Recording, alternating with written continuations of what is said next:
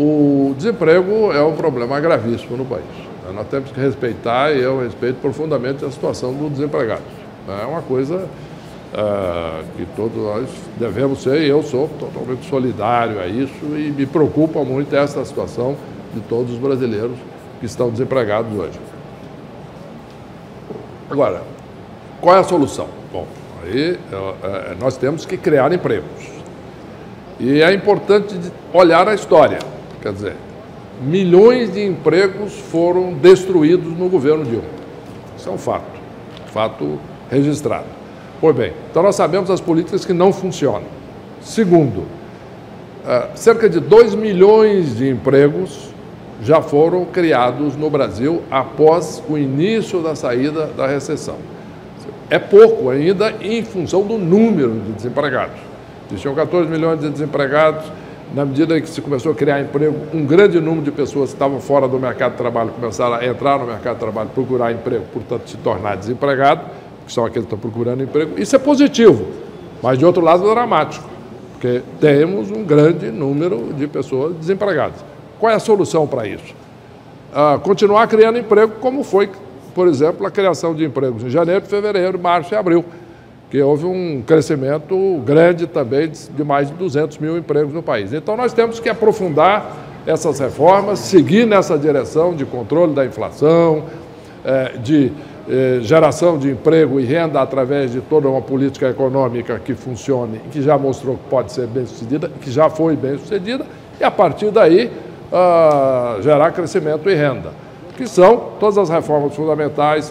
Por exemplo, não há dúvida de que a reforma trabalhista, ao longo do tempo, vai mostrar que ela causa, sim, uma queda permanente do patamar inflacionário do país. Mas, candidato, desculpa interrompê-lo, mas por que ainda não houve essa retomada? A reforma trabalhista já foi aprovada, as reformas propostas pelo governo já estão há algum tempo aí.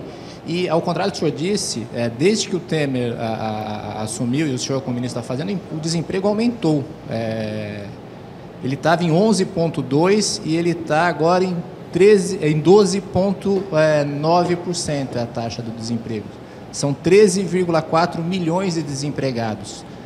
Por que está demorando tanto para retomar? Duas coisas. Primeiro, o desemprego já esteve bem mais alto do que esse. Caiu um pouco e depois... Sim, ele chegou, desculpe, 13,7%. Pois é, não caiu e depois voltou a subir um pouco, pela entrada de pessoas no mercado de trabalho, o que é positivo, o que é bom.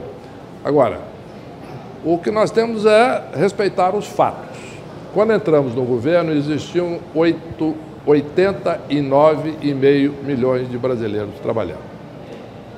No início deste ano, existiam 91,5 milhões de brasileiros trabalhando. Ponto. Isto é, 2 milhões de brasileiros e brasileiras passaram a ter emprego que não tinham antes. Então, esse é um dado inquestionável.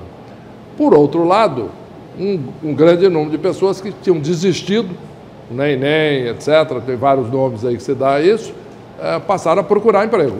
E, portanto, aumenta de volta a taxa de desempregado, porque às vezes o número de pessoas que estão procurando emprego é igual ou maior do que aqueles empregos criados. Isso é positivo. Por quê? Porque significa que as pessoas agora estão encorajadas a trabalhar.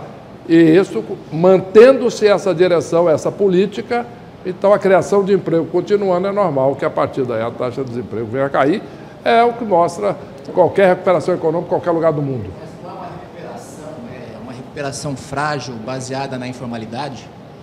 Não, a recuperação é sólida, porque ela é baseada nos fundamentos econômicos.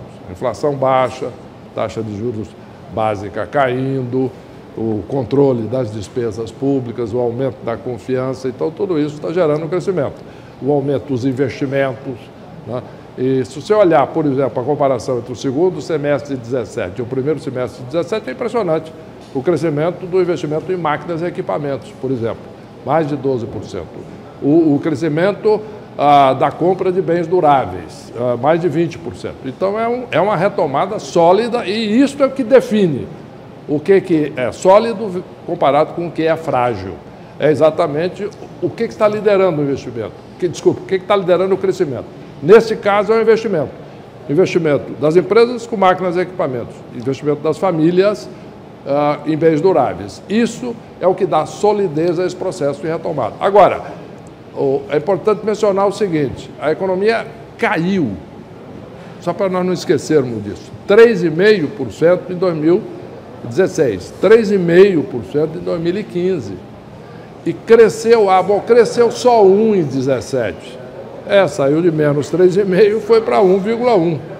Sendo que no ano cresceu 2,1%, do começo do ano de 17 ao final do ano de 17. E a economia entrou crescendo num ritmo maior.